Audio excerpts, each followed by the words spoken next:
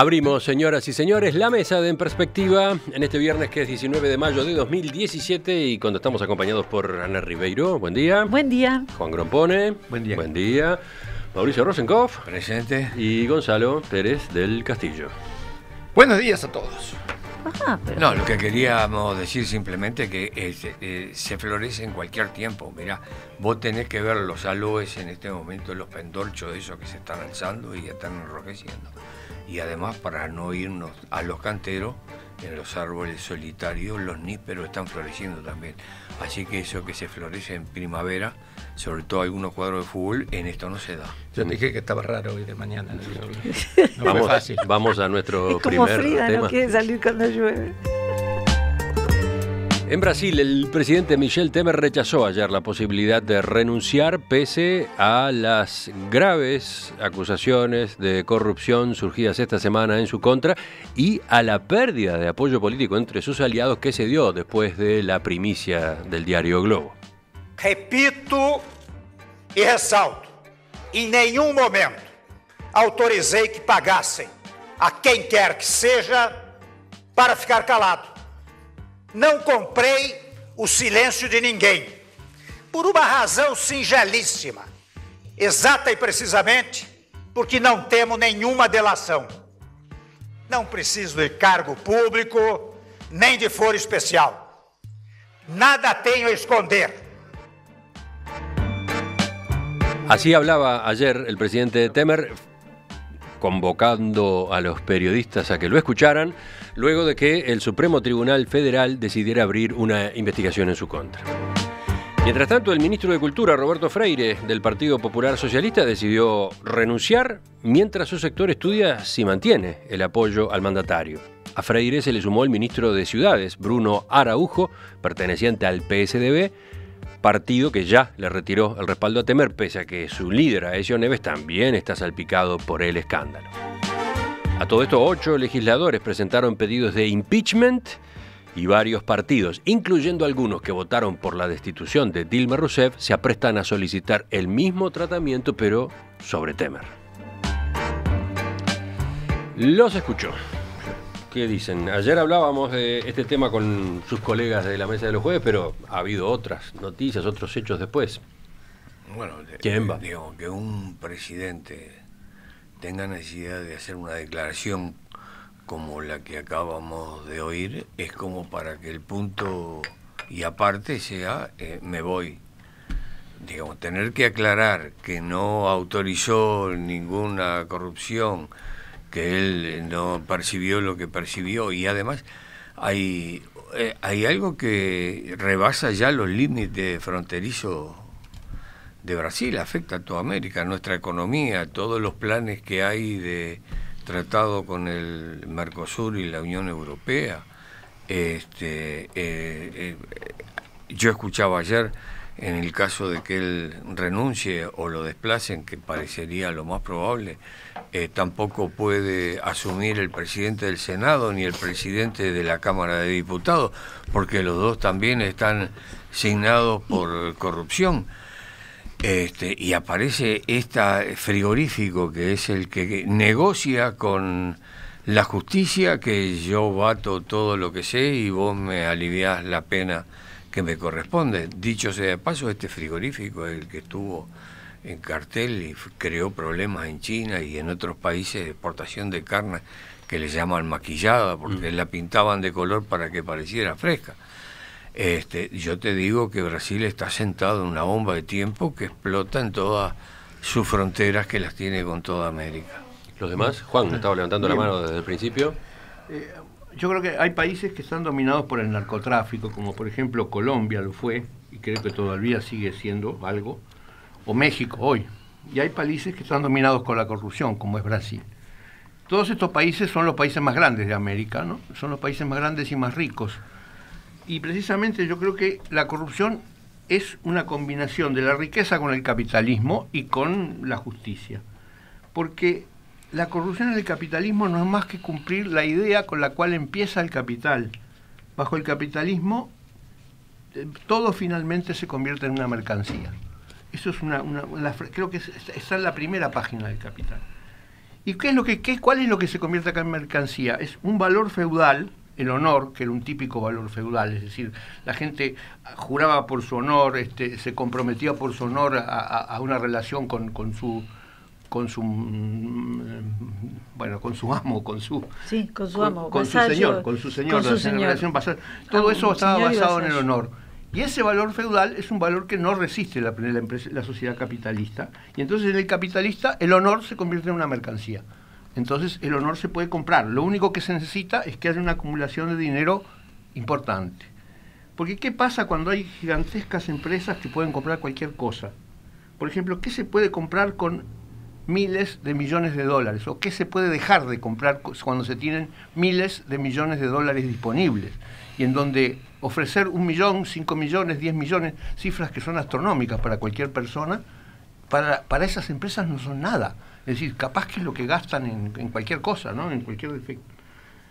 Yo, precisamente, al leer una novela hace unos cuantos años de Frederick Forsyth, una novela de 1974 que era Los perros de la guerra, comienza en el primer capítulo con un director de una gran corporación que tiene que silenciar a 3 o 4 personas para que no se difunda un secreto.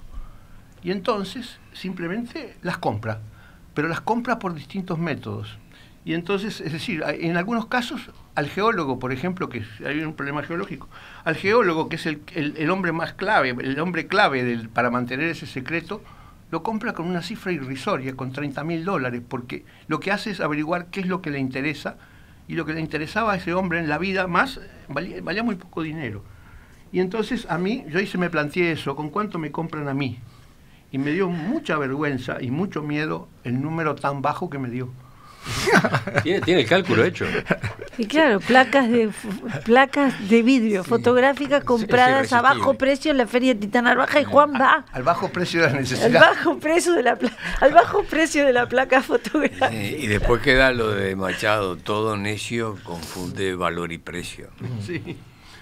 ¿Quién va? ¿Gonzalo? ¿Y dejamos a Ana para el final? Sí, bien. Bueno, porque las mujeres siempre postergan. Sí, primero, debo decir que estoy muy contento de que estemos hablando de Brasil y no de Venezuela, porque yo a Venezuela le he pegado con alma y vida, pero yo creo que lo de Brasil es un caso distinto, pero igualmente grave. Están involucrados. No puedes decir que estás contento de que le estemos pegando a Brasil. De Brasil. Nos estamos ocupando de Brasil porque en Brasil las cosas se desbarrancan. Eso no puede alegrar a nadie. No, pero desde ese punto de vista no. Estoy contento del punto de vista de que no es que nosotros tengamos algo particular contra Venezuela, como se dice. Lo de Venezuela es gravísimo. Lo de Brasil también es grave. Y si toca analizarlo, lo vamos a analizar con la misma seriedad y con la misma crueldad, si toca, que el caso de Venezuela. Eso es lo que quise decir. Yo te diría que hasta es más grave, porque va a demorar más en arreglarse. No sé, los dos son graves. Ahora, lo de Brasil, cuando están en juego las corporaciones estas de las que hablaba Juan y las describió muy bien, que están dispuestas a comprar lo que sea con tal de llevar adelante su negocio, están involucrados la tercera parte de los congresistas y están involucrados los líderes políticos más notorios de los últimos tiempos, algunos de los cuales, como Lula da Silva o Dilma Rousseff, yo no creo que sean gente corrupta, no creo que sea gente que en la vida su objetivo era hacer dinero, no creo. Pueden haber tenido ambiciones de poder, sí, pero no de... Ahora, cuando todo el mundo entra en esto, es porque el sistema está enfermo, y tú en ese sistema, aunque seas Fernando Henrique Cardoso, que también dudo que sea una persona que tenga así la voluntad de corromperse o la disponibilidad para corromperse, terminás contaminado porque no podés sobrevivir en ese sistema si no te metes en el tema de la corrupción, si no entras en el juego de la corrupción. Entonces acá lo que tiene que caer es un poco como pasó en Italia con la operación Mani Pulite, ¿te acordás? El Di Pietro, el juez, que terminó tirando abajo todo el esquema político, todos los partidos políticos que había en Italia, no quedó ninguno. Y yo creo que en Brasil, lamentablemente, estamos yéndose a un Lavallato, es bastante parecido. No se salva a nadie, porque todo el mundo que estuvo metido en esto, de alguna forma se ensució. El propio Lula, según el Pepe Mujica, se lo dijo. Le dijo, no se puede gobernar este país si no te metes en estos enredos. Entonces, el miedo que yo tengo más para decir, pero el primer miedo que yo tengo es este. Yo creo que esto es un sistema que se viene abajo. Y eso no es bueno, porque tiene que suceder. No puede seguir la América Latina teniendo los índices de corrupción que tiene. Y Brasil lo tiene muy alto, Venezuela también, y muchos otros también.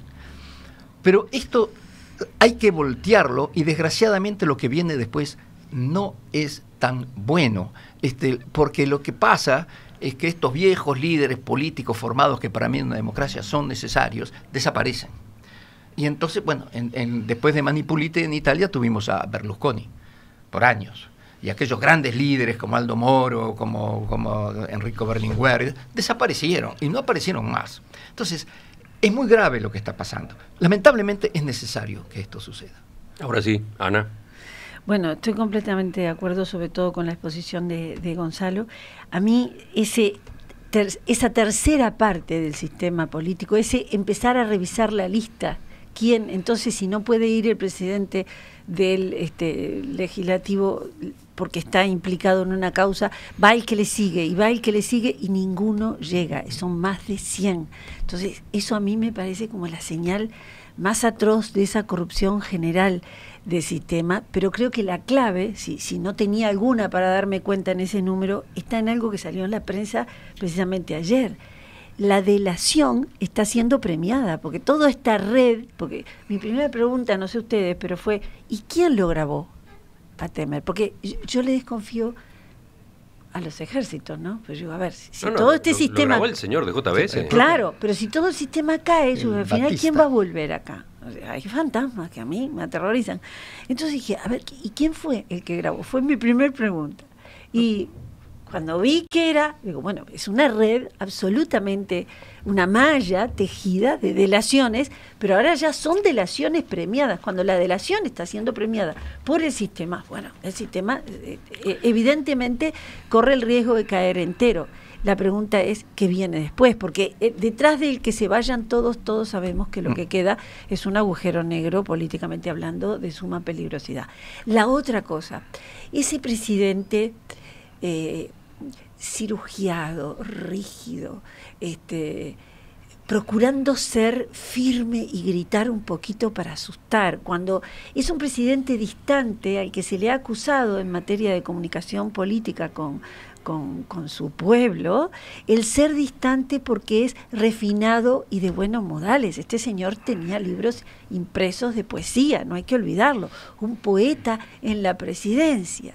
Entonces, ese señor tratando de dar una imagen de fortaleza y hablando con cierta energía, todo resultaba ser dolorosamente patético, ¿no? Y es muy grande el país involucrado y el riesgo es enorme. Tenemos un neologismo.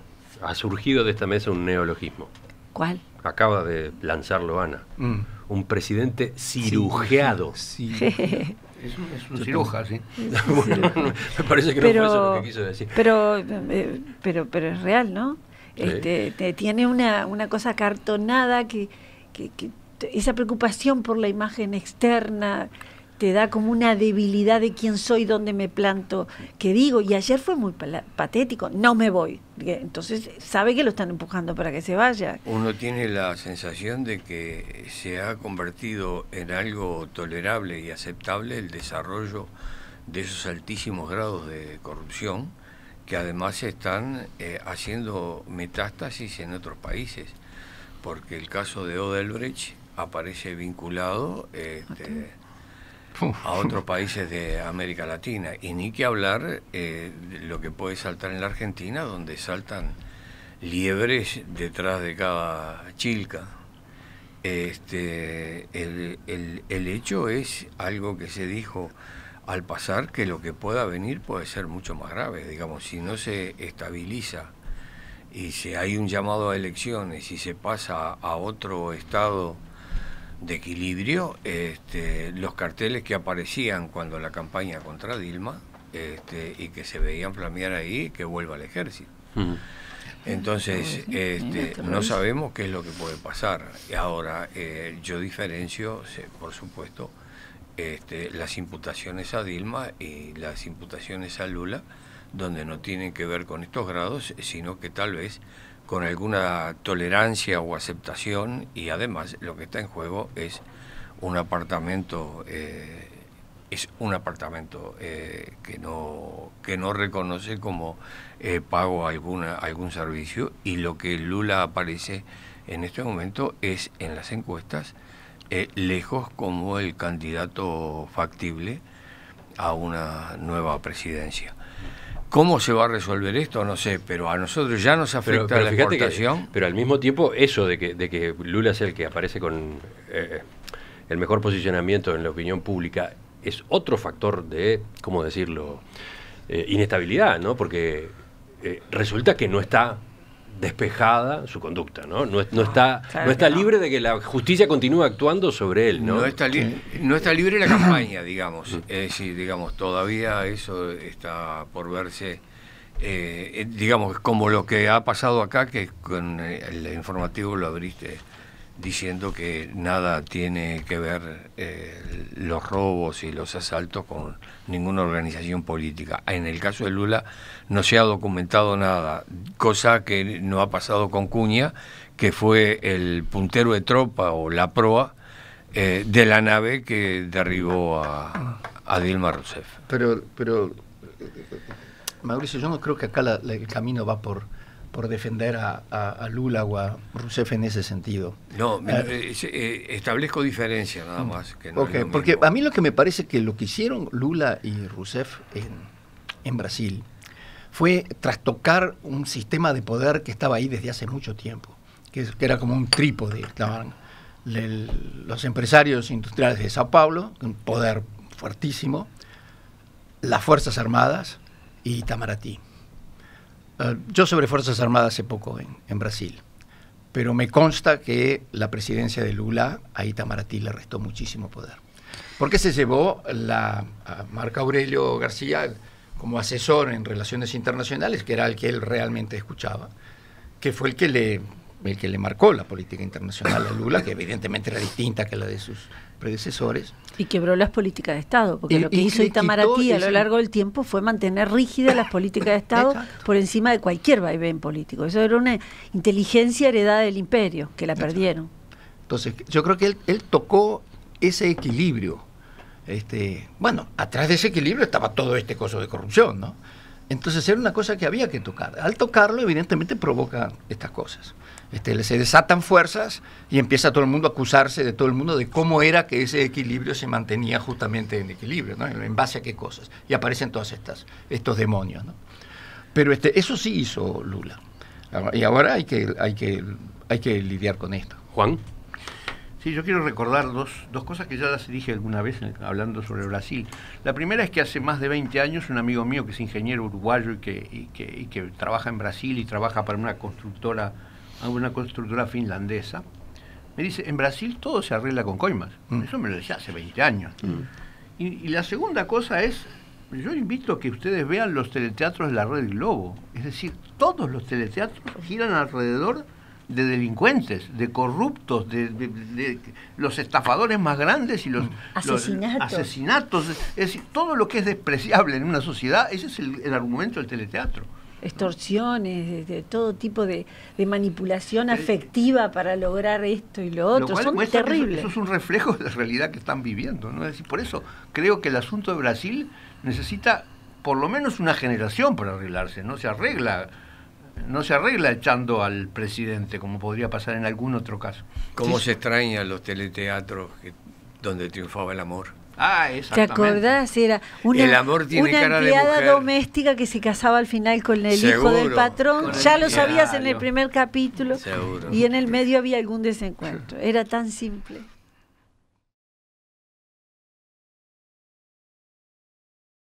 Durante la pausa estuve revisando los mensajes de los oyentes a propósito de nuestro primer tema. Muchos mensajes.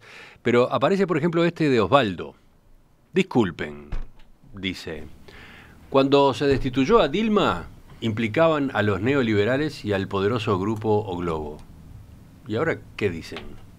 porque la primicia, el destape, fue justamente del diario O Globo en su versión electrónica, y a continuación salió en el Jornal Nacional, en el noticiero de la noche, ¿no? Tendrán un futuro lo mismo, Berlusconi. Están involucrados O Globo y los neoliberales. Solo que ahora es del otro lado. El mismo medio de comunicación del que hablaba hace un rato Juan a propósito de sus telenovelas. Pero es un coloso de medios, ¿no? Sí, otro oyente destaca que a través de sus teleteatros O Globo está haciendo denuncias sobre corrupción hace años. Si no, hay que mirarlo desde ese punto de vista, ¿no? Sí, sí.